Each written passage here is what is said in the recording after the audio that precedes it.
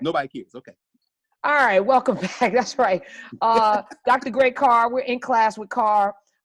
Thank you for joining me again. Subscribe to this channel. If you are fed by this, you like what you're hearing, give us the thumbs up as well.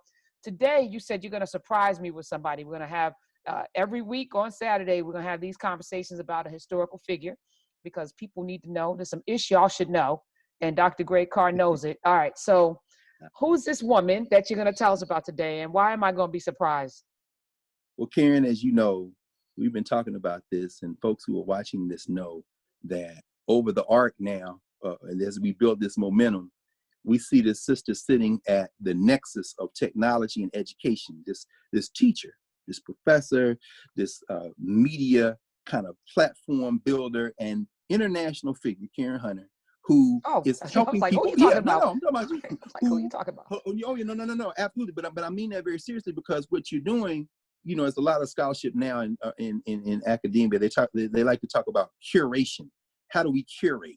Well, we usually think about curates, we think about museums. How do people put things together? Well, the only reason to go to a museum is to look at stuff and think about things you may have never thought about before. Well, you're curating this platform. You use it to curate. Let me put things together and then have you look at them and think and engage them back and forth. So I was thinking this would be a perfect opportunity to talk about one sister who was a curator, but not only was a curator, but represents generations of Black women who did this kind of work. Some Black men too, but I love the idea that these were Black women who did this. The sister I want to talk about today was born in Virginia in 1905, but she actually grew up in Montclair, New Jersey. Oh. She was actually baptized in East Orange. So that's your homie. Okay, all right. I love it. I love it. The great, yes, Jersey girl. The great. I was just trying to tell somebody the other day that everybody should move to Jersey. Listen. Jersey, not New Jersey, just Jersey. Where Jersey, completely different. Well, her father felt the same way. In fact, her name is Dorothy Porter Wesley. Wow, Dorothy a lot of names. Yeah, it's a lot. Well, she got married a lot. Well, she got married twice, and it's interesting who she married. Oh, it's fascinating.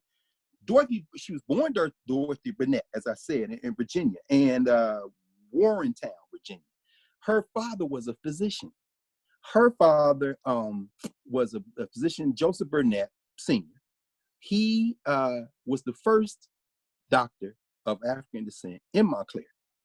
And his wife, her mother, Bertha, was, it's difficult because when you call somebody a homemaker, like that's a job. A full-time job. A full-time job, yes. No, right?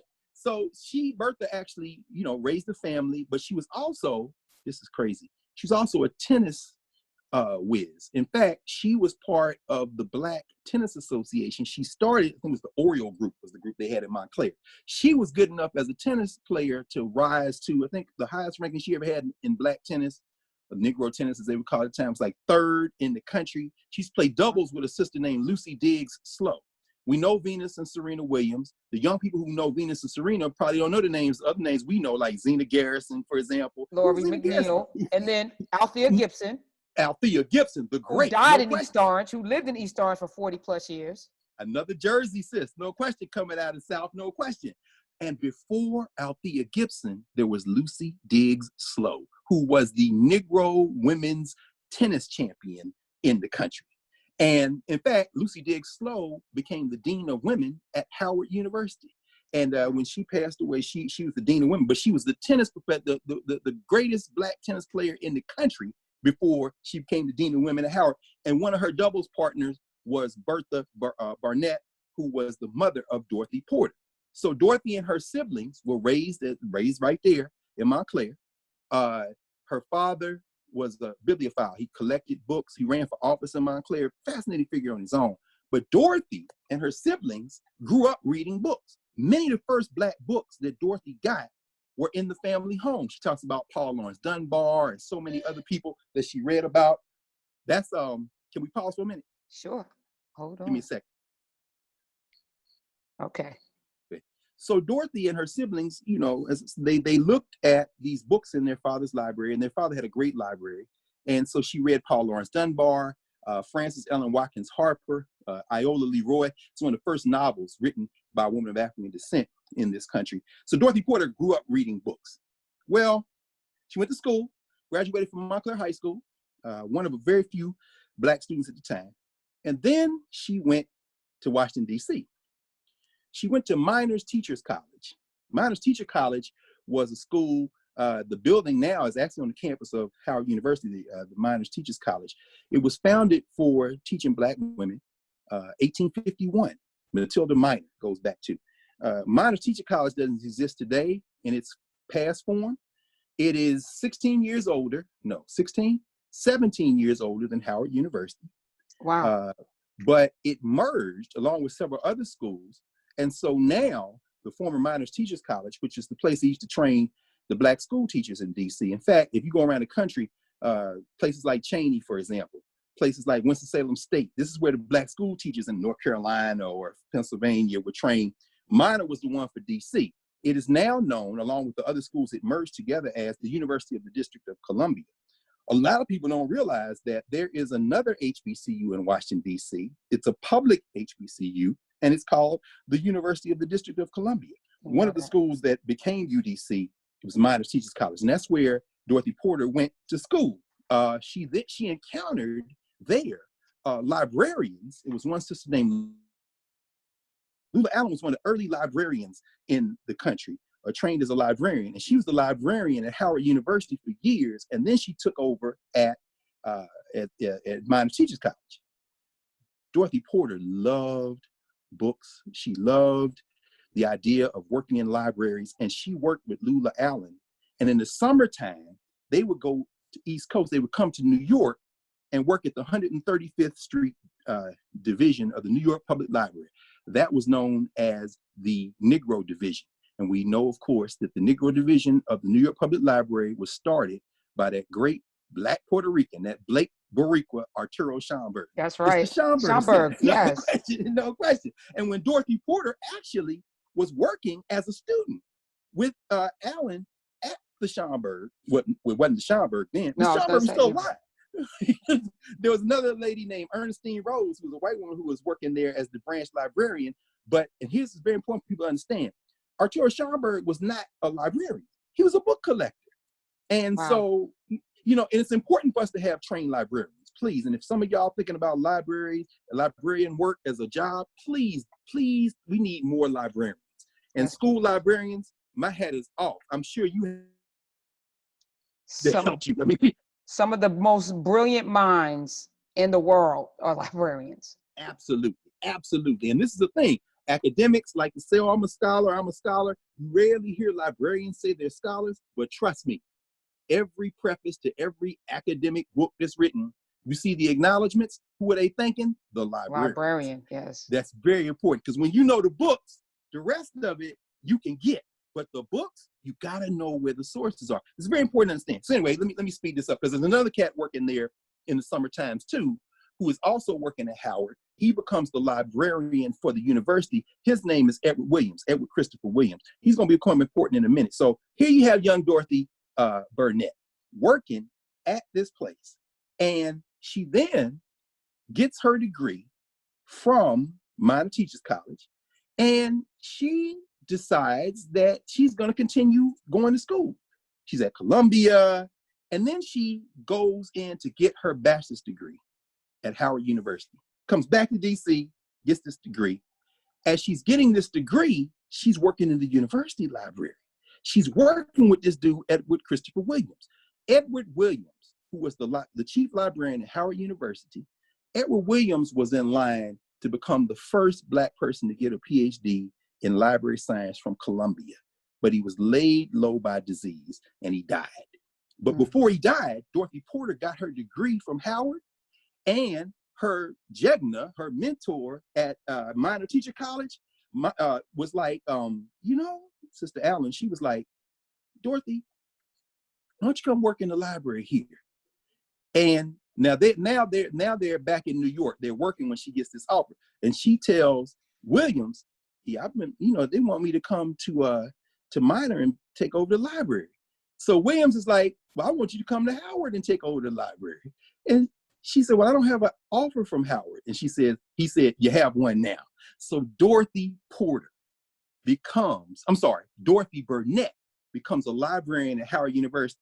She gets the Porter in her name because a guy she met while he was in New York doing some work, an artist and an art scholar who also went to Howard at the same time as her, they fell in love. His name is James A. Porter.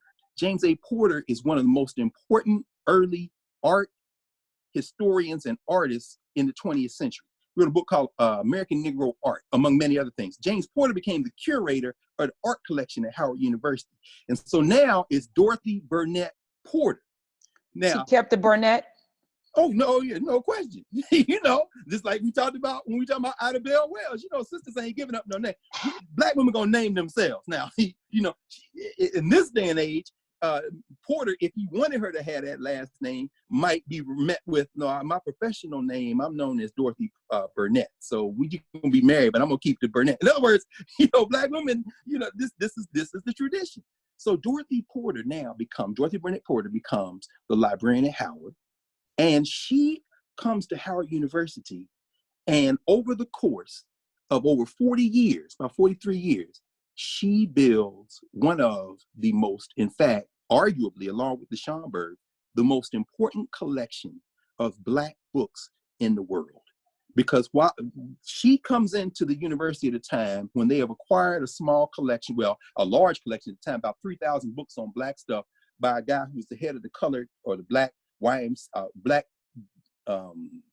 Young Men's Christian Association, YMCA, named Jesse Moorland.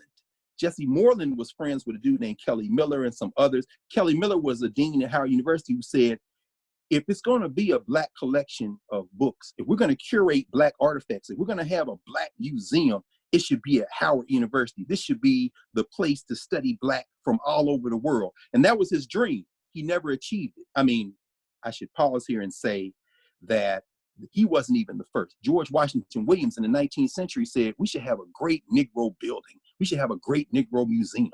And let's stick it across the street from Howard University. So when people are thinking, oh, look at the National Museum of African American Art and History, what you think that's the first time Black people said we should curate a museum? No, it goes back to the Civil War, right after the Civil War, because George Washington Williams was a veteran of the Civil War. He's like, the Black soldiers, in fact, said that. But anyway, so. No, not anyway. Let's suss that out for a second, because I think, and I've been guilty of this too. You think about people in bondage very monolithically. You think about them as being downtrodden people who are beaten, they had to get up from sun up, work till sundown, short lifespan. Sure, they were families, they didn't own themselves. We've had a Harriet Tubman, Sojourner Truth. I mean, you got some heroes. But the notion to have the wherewithal to run for office, govern, right after bondage, right? Right. Museums, art, so it wasn't just field slaves, There was an imagination, even in the midst of this horror called slavery that took place for those several centuries, right? Absolutely. That's something to ponder. It really is something. There's no such thing. We were talking about education. A good friend of mine, an elder, E.I. Olade, who was a middle school teacher for decades in Philadelphia. She and her sister started the Yoruba New Year festival in Philadelphia called Odunde. So people know about Odunde in Philly. It was Lois and Laura Fernandez who started that. Lois Fernandez, E.I. Olade, in the Ifa tradition. She was a middle school teacher, and she used to say, I would go home sometime with children, and I would look at the circumstances under which they were trying to study, and they would say, I don't have a place to study, Miss Lois, I don't have a place to study. And she said, I would come in the house, I would secure a guarantee from the parents that they would let this child have a little time of quiet, turn off the TV, y'all go somewhere else, let her study. And then she would say, but I still don't have a place. She said, show me your kitchen table. And it'd be all kind of stuff all over the table. And she says, I would put my hands down in the middle of the stuff till I reach the table, and I would just go like this. And I would say, that's your desk. Right there. My point is to the point you're raising. Even when you're getting whipped, even when you're picking cotton or chopping tobacco or sugar cane, there's that moment when you look up at the sky and see the cloud. And in that moment, you done cleared out that mental space. Our people never lost their imagination. They never lost the dream. So people say, oh, how did they do it? They did it. How do we know they did it? Because we're here talking about it. Meaning what? If they had lost their imagination, we wouldn't be here. And that's really important to understand. Now, in fact, I should have it here because I keep one of them close. Yeah, here. This is I mean, this is a small part. I mean, I got books everywhere, but that's just the one we you know. see. This is my man, Robert Wilkins. Robert Wilkins is a judge. He wrote a book. He was on the commission to get the museum. This is his book, Long Road to Hard Truth. In this book, Judge Wilkins, here he is right here. I'll show you his picture so you can see. It's Judge Robert Wilkins right there. Okay. Robert Wilkins, hey, Judge. right? He's a judge. He's a judge in the United States Court of Appeals for the D.C. Circuit. Served as chairman of the Site and Building Commission of the Presidential Commission that Congress established to plan the National Museum of African American History and Culture. So he wrote a book that details what we're talking about. He said these brothers came back from the Civil War. Now, of course, Harriet Tubman's still alive. Freddie Douglass still alive. Sojourner Truth's still alive. So during this period, these brothers came back and said, we're going to march in the parade. We're in the Grand Army of the Republic. Andrew Johnson becomes the president. He talking all kind of crazy stuff to these brothers. Well, you know, y'all keep your noses clean. They was like, no. So the community in DC and then nationally began saying, we should have a place that honors these Black soldiers that gave this blood sacrifice. And while we're doing that, the place should also include exhibits on the progress of the Negro in America. And while we're doing that, we should probably have some things in there on the achievements of Black people from antiquity to now. So this is not an early conversation. And then George Washington Williams, who was one of these brothers, Washington Williams was like, let's stick it across the street from Howard University. It never got built. But a generation later, Kelly Miller, who was of a generation just a little bit after some of these brothers like John Mercer Langston, who was the first dean of Howard Law School, who had come out of slavery in Virginia. I mean, the stories are incredible. Kelly Miller, Professor Miller says, we should have a great national Negro museum and library, and it should be at Howard University. Dorothy Burnett Porter comes to work at Howard as this brother is still alive, still struggling, and she comes on the staff of Howard the same year, 1926, as Howard hires its first Black president, a preacher out of West Virginia, well, born in Tennessee, actually, one of my homies, who was preaching coming out of West Virginia, had a degree from Morehouse and got a master's from Harvard, named Mordecai Wyatt Johnson. And Mordecai Johnson, the first Black president of Howard, pushes for Howard University to be transformed into this magnet to bring all these Black intellectuals, to bring all these Black students. And Dorothy Burnett Porter becomes the face of the Negro collection at Howard University. Wow. It becomes the Moorland Foundation, named for Jesse Moorland, because he brought in those first 3,000 books. They then collect other stuff. And then another guy, a white dude named Arthur Spingarn, who was he was a lawyer for the NAACP.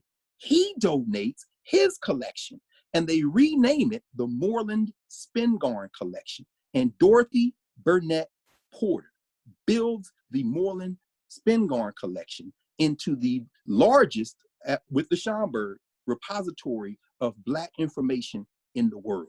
She also, she revolutionizes everything. In fact, this is my friend, Janet Sims Wood. Janet Sims Wood is a professor who is now, she used to be at Howard University on the Moorland-Springarn Collection. That's Miss Porter right there, except you see she's got Wesley on it. This is her book on Dorothy Porter, Dorothy Burnett Porter Wesley. This sister, her importance cannot be overstated. Let me do a couple of things so you just get a sense, and we won't go too deep into her life. This is a book I would encourage everybody to get. Dr. Sims Wood, still alive, still teaching. She doesn't teach at Howard anymore. Actually, Janet Sims Wood is one of the most important Black women librarians, bibliographies in history. She's done so many bibliographies on Paul Robeson and Marcus Garvey and so many others. She worked at the Moorland-Springarn. She knew Miss Porter. She used to go over Miss Porter's house. In fact, wow. Dorothy Porter Wesley said, I would go over Miss Porter's house sometime, and her friend would be down from New York, Jean Blackwell Hudson. Jean Hudson was the librarian at the Schomburg. She said, I would sit there with these sisters. This is very important for all of us, but especially Black women. These are the women. So when you see the academics writing these books and they talking about my book and it was these Black women who had the books, who built the collections. And she said, I would sit there and Miss Porter would be there talking. Miss Porter would cook the meal. She was a great cook. And here come, Jean Blackwell Houston. And I would listen to these elders. Now, mind you, this is a hilarious story. It's a New York story, in fact. Gene Houston was a professional librarian who was hired at the Schomburg. And Arthur Schomburg, as I said, was not a librarian, but he had all the books. So he had collected the books. One day, the staff had organized his books on the Dewey Decimal System. Dewey came out of Columbia Library School as well. Ms. Porter brushed shoulders with all those people at Columbia. Mr. Schomburg came in to work, couldn't find anything in his collection. Why? Because he had organized bought the books. So, but the librarians had come in and reorganized everything according to the library system because they're librarians. Schomburg was like, "You're fired." So he's like, "I can't find anything." So, but eventually everybody got rehired. But the interesting thing about it is these Black women were the first generation of trained librarians who came in. And Miss Porter, in fact, I should tell you that I should find, if I can find this story, I'll read it to you very quickly because there's another twist in here. What I did with my glasses. Oh, here go my glasses. I need my glasses to see this. I need to, let me see if I can find it very quickly. If I can find it, I'll read it to you. Because Dorothy Porter created a different system for organizing Black libraries. In fact, if I can't find the direct quote, I'll just tell you what, oh wait. No, this isn't it. All right. The bottom line is this: if I could find it, and I'm going too fast now because normally, see, it's okay because here's the thing: people need to read the book. Yeah, go ahead. They need to read the book, and then they'll find it. So paraphrase. Here it is. Here okay. it is. Right you found it. Okay. No, thank you. That was what I need. Okay. She says, "This is somebody writing about her because when we came along, they had the Dewey Decimal System, right? You go to the library or you go on the internet, you look for a book. You got to look for the like DT or E." 185.615, that's like African American or Africa. You know the letters, right. You know the numbers. All right. Somebody says about Dorothy Porter, under the system, everything related to the Negro was classified under the number 325, which was the number for colonization, or 326, wow, wait, back which was the number for slavery. Back up. Yes. The number three. What was the number for colonization? The number was 325 for colonization. So let me see. No, I'll start looking for books. No, don't do it. We'll be in a rabbit hole. Right. All right, 325 is colonization, and 326 was what? 326 was slavery. Wow. This is and deep, that's right? Through a white lens, right? Yes. Through a white lens. That's how they see us. That's right. Curating. I'll never forget. This was back, and this is a name I'm sure you know, and a lot of people. Remember Dr. Fulani, Lenora Fulani. Of course. She ran for president back in the day, right? I remember Lenora Fulani one time, I think she was on Donahue's show. She said, Black people they've tried to reduce Black people to footnotes in white history. I would never forget that. So when we started talking about, oh yes, we were Americans too. Wait, slow down. Why are you reducing us to footnotes in white history? This classification system is a way to curate Blackness under subject headings that are a white lens. Exactly right. It's intellectual warfare. So what does Ms. Porter do? She says, or the lady keeps saying, she says, the woman in charge of the Dewey Decimal classification at Howard could not see why I didn't want to put a book of poetry by James Weldon Johnson under 325 or 326. So this is actually Ms. Porter. Ms. Porter saying, the librarian in charge of Dewey Decimal for us couldn't see why I didn't want to put James Weldon Johnson under one of these two numbers. What, I got to put James Weldon Johnson under colonization or slavery? Hold on. She says, which was ridiculous. Here's what Ms. Porter said. She says, I just began to base everything about Black literature and history wherever it fell in the regular Dewey Decimal classification. If it were a book on Blacks in the Revolutionary War, it would go under the same number as Revolutionary War, for example. It was very simple, you see, very simple. She was low key with it. But she said, wait a minute. You talking about Blacks and baking bread? No problem. What's the Dewey Decimal for baking bread? Oh, that's such and such. Put it there. Except she had all the Black books in one place. So what do? You go into Moorland-Springarn, you see all the books, and then you take the Dewey Decimal, and when you go in the rest of the collection, you can see how it fits with everything in world memory. She was not, and some people say, oh, well, that means she made a Black ghetto. You better stop listening to this white lens.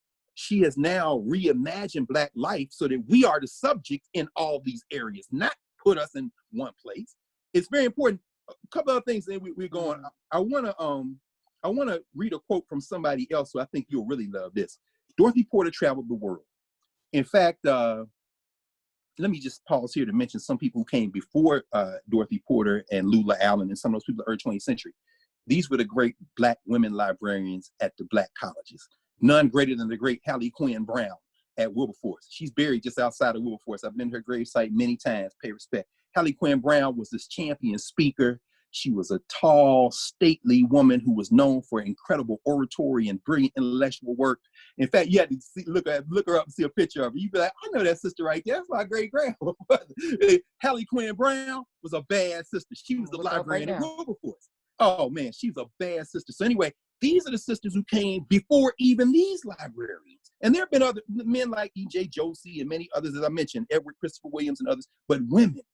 And when you go into the Tuskegee collection, when you go into Wilberforce, you see these Black women who we don't see them celebrating, we don't see them lifted up. But Dorothy Porter, she becomes the kind of queen mother of this generation. And then the women who came after her, my friend Karen Jefferson, who was there for years at Moorland-Springarn, who ended up at Atlanta University running the Woodruff Library System, Janet Sim Wood, a number of people. Another brother who worked at Moorland-Springarn after Ms. Porter retired, but who knew one of her lieutenants, Eleanor DeVerney Sinnett. Eleanor Sinnett and her husband, Dr. Calvin Sinnett, were friends with Malcolm X. Eleanor Sinnett worked at Moorland-Springarn. One of her young proteges was a young brother who used to work at Moorland-Springarn and then started selling books on the campus of Howard University off a table. We know his son, Ta-Nehisi, but I'm talking about the father, Paul Coates. Paul Coates worked at the Moorland-Springarn collection. Yeah, possibly. I mean, Dorothy Porter he's like a grandson of hers. But at any rate, let me just read you this quote. I think you'll love this, Karen. Because she's traveling around the world. She's helping set up libraries in Nigeria. She's collecting books all over. One of the sisters called her the bag lady who used to work there. Eshmi Bond, who worked in Moorland-Springarn, called her because she would take bags and just get stuff out of everywhere, right? So here, Yvonne Sion, founding director of the Bollinger Black Culture Resources Center at Wright State University in Dayton, Ohio, met Dorothy Porter in 1966 when they were both in Dakar, Senegal, attending the first World Festival of Black Arts. And they remained friends until Porter's death. In her June 21st, 2014 email to the author, so Dr. Sims Woods writes Dr. Sion. Sion recalled, quote, I met Dorothy Porter Wesley at the first World Festival of Black and African Arts. She and Dr. James Porter were with the group of people that came over on the plane with a group called the American Society of African Culture. Dr. Jenkins, president of Morgan State College, was also among those on the flight. And then she talks about this, and here's that. She said, when I got back to the States, I would often go to the Moorland-Springarn collection. I remember going up to look up Bishop William David Chappelle after I married his grandson. She helped me locate a book he had written about his life, which included some sermons. And then she talks about the name that she went to look for, William David Chappelle, Bishop Chappelle, was the name of the grandfather of the grandson Dr. Sion married. They had a child. The last name. Chappelle. We know that last name, right? Dave. This is David Chappelle's mother, Dr. Yvonne Sion, another one of those curators. Great culture. If you saw when he got the Mark Twain Prize a few months ago and he's at the Kennedy Center, Dave Chappelle tells a story. His mother is still alive and she's there and he's African in this African dress. And he says, my mother taught me to be a griot. My mother said, you got to tell the story in a way to bring people in. Dave Chappelle was brought into an African storytelling tradition by his mother, who was friends with Dorothy Porter Wesley, and then went looking for Dave Chappelle's grandfather, who was a bishop. In fact, Dave Chappelle just gave some money to Allen University in Columbia, South Carolina, because Bishop Chappelle came That's my daddy's alma mater. That's my father's alma mater. Yes. You see how these, see? Oh, this is weird. Yes. The ancestors. If my father didn't go to that church, to that school, Alan, I would not be here because that's where he met my uncle, who introduced my father to his sister, my mother, and because he's from Newark. So yes. He landed in South Carolina because he couldn't go to Seton Hall. Wow. Well, thank God that he didn't go to Seton Hall. Thank God they didn't let him go because we wouldn't be God. on this conversation. Thank God. And his cousin was the music director of the choir because Alan had one of the greatest choirs in the country. Oh, no question. Yeah, no John question. Hunter is my cousin. Anyway, so yeah, there you go. No, that's not. Anyway, look, everybody watching, ancestors don't make no mistake. Our people built institutions. And if it weren't for these institutions, we wouldn't be here. So this isn't the story of heroic Black individuals. It's the story of heroic Black individuals who were produced by heroic Black institutions. So don't look at a Black person as if, in fact, I love the way that Anna Julia Cooper used to say it, as Paula Giddings made the title of her book, When and Where I Enter, the Race Enters With Me. So when you see these Black women, you're looking at the race. It's very important. So to kind of wind it up, she did a number of things. She trained students. In fact, I got a lot of Dorothy Porter stuff. She edited a lot of books. In fact, there was a time, if you wrote a book on something Black in America, you probably thanked her in the acknowledgments. I wish I could find it now. Oh yeah, here we go. White scholar in the Black community, August Meyer, who is considered one of the godfathers of African-American history, which is hilarious to me. Although August Meyer is very important. He's very light-skinned. No, white. He's so light-skinned that he's Black. In fact, he was a member of the Newark chapter of the NAACP. Hilarious. This is actually a copy of his book that is signed to Richard Thornwell, who was at Howard University Law School for a number of years. But at any rate, Augie Meyer wrote his dissertation because he came to DC and Dorothy Porter Wesley led him by the hand through the stacks of the Moorland-Springarn collection, and he wrote a dissertation, 2 volumes, that became his book, Negro Thought in America, 1880 to 1915, which then launched him as this expert in African-American history. But she knew everybody. And by everybody, I mean Carter Woodson. I mean Artura Schomburg. I mean John Hope Franklin, who was on faculty at Howard when she was there. She is the one who gave them the resources necessary to do their work. She put together bibliographies. This is a catalog of the African collection at Moorland-Springarn. Everything they had on Africa. This was published in 1958 when they were putting the African Studies program together. Her collection, I should include this as we wind to a close. Her husband, James, made transition in 1970.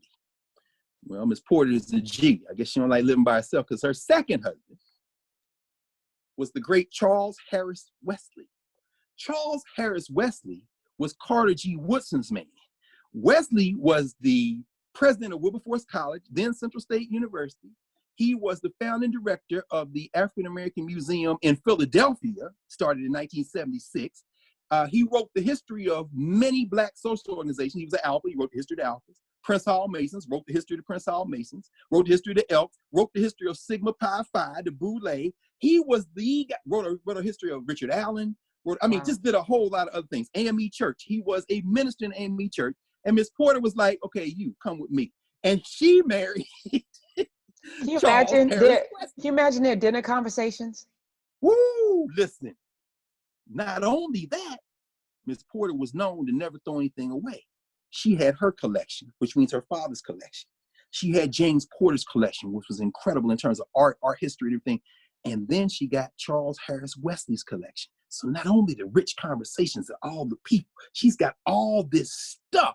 Her daughter, Connie, because Miss Porter passed in 1995, Connie inherited everything. And this is where the thing gets a little complicated for me. And I should pause here to say that, in fact, the Moorland-Springarn collection has had published one history of Moorland-Springarn. It's called Legacy, Treasures of Black History. This book is very special to me because I have a piece in this book. A piece I wrote. They asked me to write the little piece on the slave trade, and I was like, "Are you kidding?" Because the preface is written by John Hope Franklin. The afterwards is by Charles Blockson, the great collector out of Philadelphia. Everybody in here, from Jeffrey Stewart, who just won the National Book Award for writing his book on Elaine Locke, to Ron Walters, the man who was Jesse Jackson's intellect in terms of his campaigns in 1984 and 88. There's so many. Spencer Crew, who's now the museum director at the National Museum of African History and Culture.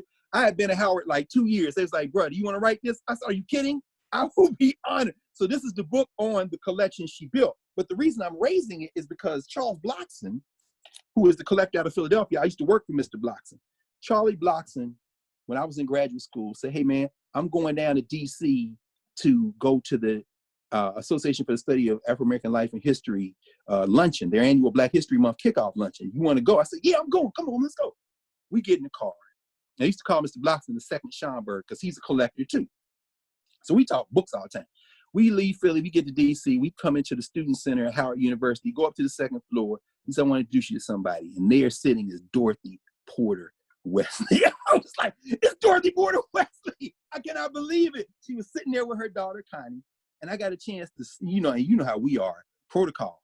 When an elder is sitting, you get on your knee. You never stand up over an elder. I bent down on my knee and got a chance to spend some time just listening to Dorothy Porter Wesley and holding her hand and listening to her tell stories. And I will never forget that, because this is one of the great women, great people of the 20th century. And I'll end with this. After she passed, her daughter Connie, she had moved to Florida by then. She had the collection, and she put on an exhibit, and they did an exhibition catalog. It's called Dorothy Porter Wesley. Dorothy Porter Wesley, 1905 to 1995, Afro-American librarian and bibliophile.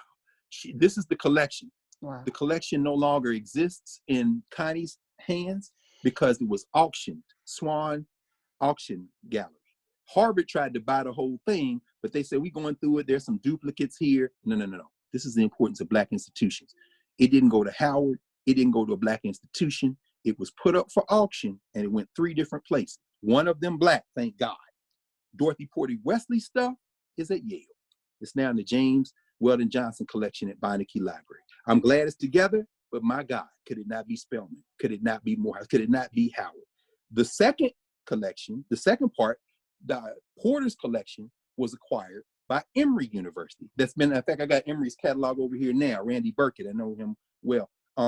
They've been buying stuff, Emory University's Coca-Cola money. They got a blank checkbook. They've been going around buying Black stuff. They've got Carter G. Woodson's personal library, W.C. Handy's stuff.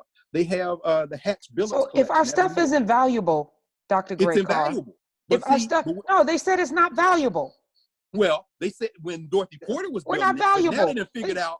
What? Now they done figured it out, and now they open their checkbooks, and I'm glad it's together, and it's been a lot of good work coming out of it, but it's not at Black institutions. The only part of Dorothy Burnett Porter Wesley's collection that is still in the hands of Black people in terms of Black institution is Charles Harris Wesley's collection, because Charles Harris Wesley had also been at one time the president of Alpha Phi Alpha, and the Alphas were able to buy the collection out of auction. And so the Wesley papers being processed at Howard are with the Alphas. But while she was alive, if it was somebody Black that had something, she would make sure. This is Glenn Carrington. He collected books as well. She got him to give his collection to Howard, and this is the Glenn Carrington collection catalog that they published. Dorothy Porter Wesley represents what it means to curate. And that means that if you're going to library science school now, if you're thinking about being a librarian, we need you now more than ever. Because as Karen and I are having these conversations, and Karen is talking to these people every day on the air, now YouTube and everywhere else, when you hear the name of a book, you want to be able to go to a place not only where you can get the book, but you want to go to an institution where somebody is there, like a Dorothy Porter, and say, I know you came asking about this book, but here are 5 other books. Right. And here's a video. Because the important thing about a librarian is it's not just a woman or a man who knows where the books are. It's a woman or a man who knows how they connect. And that's why, Karen, when you're talking about building platform and making connections, one of the things you do beautifully, making connections, the value added to information is how those things connect. And people like Dorothy Porter Wesley show us how to do that. Well, let me thank you. Oh my goodness. Is there enough time in life to read all of these things? Is there enough time in life to digest everything? I just thank you, because I'm never going to be bored. I'm never going to be bored. I appreciate you. Dr. Gray Carr, you too. Follow him on Twitter, Africana Carr, C-A-R-R, Africana Carr. Old school. Yes, that's right, Aura. And I want to thank you. Subscribe to this channel, hit the like button, because we should be liked. And loved. Yes, loved. Stay tuned for the next one. Thank you, Dr. Carr. Appreciate you. Thank you, President. Thank you, Karen.